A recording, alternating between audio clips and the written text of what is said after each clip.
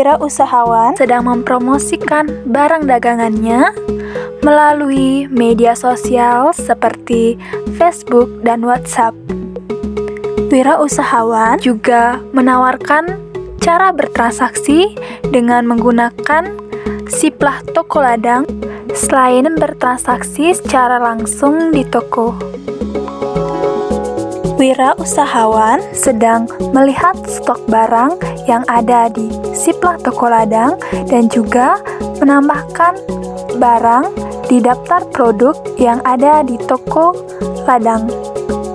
Jika wirausahawan melihat stok yang ada di daftar produk kosong, maka wirausahawan akan menambahkan produknya dengan menambahkan barang dagangannya dan membelinya melalui distributor pertama agar stok barangnya masih tetap tersedia. Tentunya, wirausahawan juga melihat daftar pesanan yang ada di web aplikasi Toko Ladang. Jika ada yang memesan lewat aplikasi Toko Ladang ini, maka wirausahawan akan melihat barangnya yang akan dipesan dan menyiapkannya. Jika dirasa stok barangnya yang ada di toko sudah berkurang karena ada yang dibeli secara langsung di toko, maka wirausahawan akan menstok kembali barang dengan memesan kembali ke distributor pertama agar barangnya bisa langsung dikirim. Biasanya, wirausahawan akan menghubungi distributor pertama dengan menchat di WhatsApp untuk membeli barang yang akan di-stok kembali. Dalam memesan barang di Siplah Toko Ladang, biasanya akan terlihat detail-detail dari pemesanan, seperti pemesanan dari pembeli, dan juga jika ada negosiasi harga di Siplah Toko Ladang, maka penjual dan pembeli akan saling bernegosiasi mengenai harganya, dan jika dirasa pas, akan dikonfirmasi melalui Siplah Toko Ladang.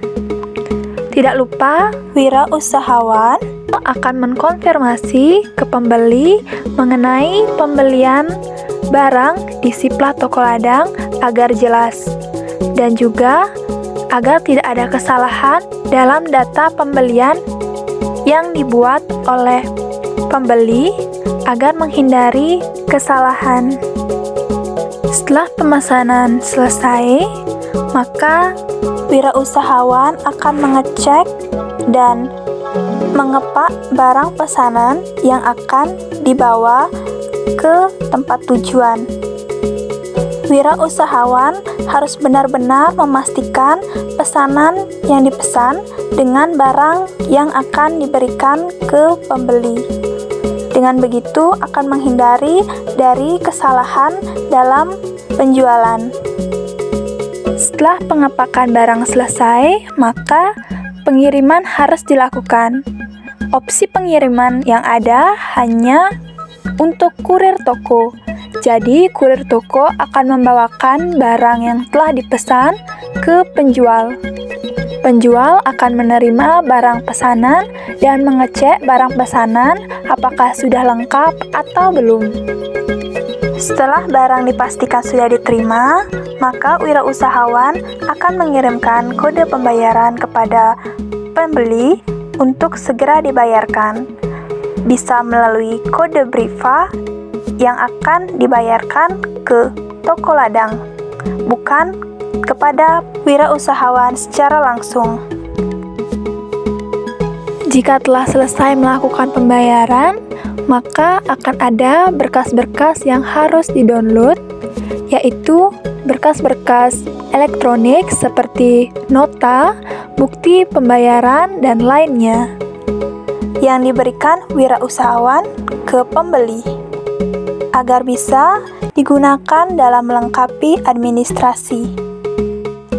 Dalam berkas-berkas administrasi ini, pembeli tidak usah lagi untuk meminta tanda tangan secara manual ke penjual, karena dalam berkas administrasi ini sudah ada tanda tangan yang disahkan secara elektronik oleh si pelah toko ladang.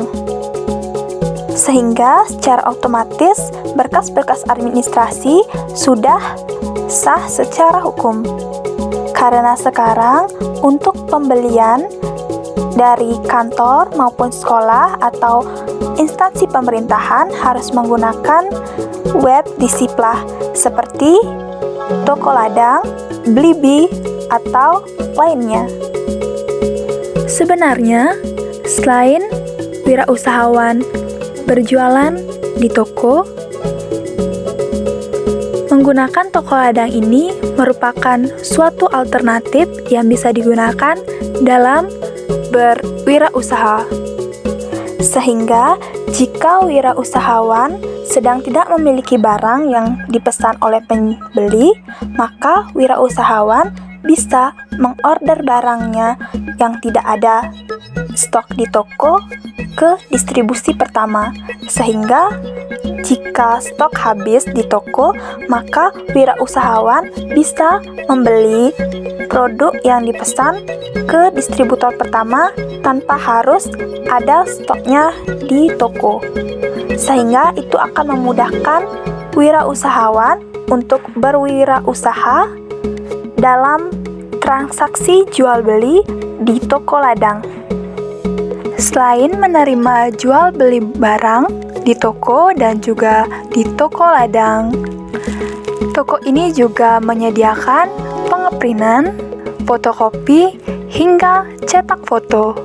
Sehingga biasanya dalam perkantoran maupun sekolah akan memerlukan hal seperti itu bisa langsung dilayani di tempat ini. Sehingga terbilang cukup praktis untuk memesan barang dan jasa di toko ini.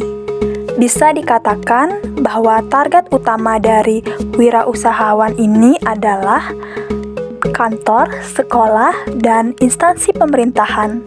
Jadi toko ini selain berjualan secara langsung, juga memanfaatkan toko online yang bisa bertransaksi secara bagus dan resmi di toko ladang, sehingga memudahkan transaksi dengan penggunanya.